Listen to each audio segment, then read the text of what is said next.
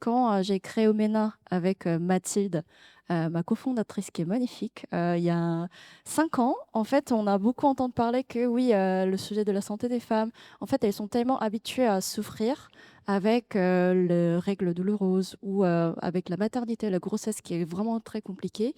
Et du coup, en fait, par rapport à la ménopause, si vous montez une entreprise sur ça, vous n'allez jamais réussir parce qu'en fait, les femmes, elles vont rien faire, elles vont pas, elles sont trop habituées à souffrir. Et du coup, ça va pas marcher. Heureusement, on n'était pas 100% d'accord avec cette phrase. Du coup, on a monté quand même une entreprise qui s'appelle Obena.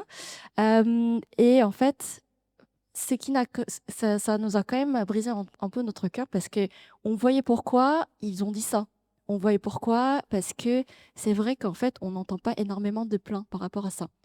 Euh, mais est-ce que aujourd'hui, le message qu'on souhaitait passer avec ce petite table ronde, c'était que est-ce qu'on va juste laisser traîner ce sujet, rester comme tabou pendant encore 10 ans, encore 20 ans, ou est-ce qu'on va commencer à décider, on va décider de travailler sur ça? Parce que, en fait, on va avoir une future qui est plus lucide, qui est plus équitable, qui est plus juste pour tout le monde.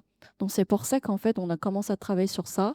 Et comme le député Stéphanie Risse, qui est devenue maintenant ministre de la Santé, comme elle dit souvent, il faut pas s'accommoder de silence parce que ce silence, c'est pas, ça veut pas montre, ça montre pas l'absence de problème. Donc c'est pour ça qu'on a organisé ce petit déjeuner. Je suis ravie de vous rassembler pour parler de ce sujet qui est encore, qui est malheureusement encore grand tabou. Mais j'espère que le témoignage, ça vous a motivé, ça vous a donné un peu une idée plus claire de commencer à travailler sur ce sujet.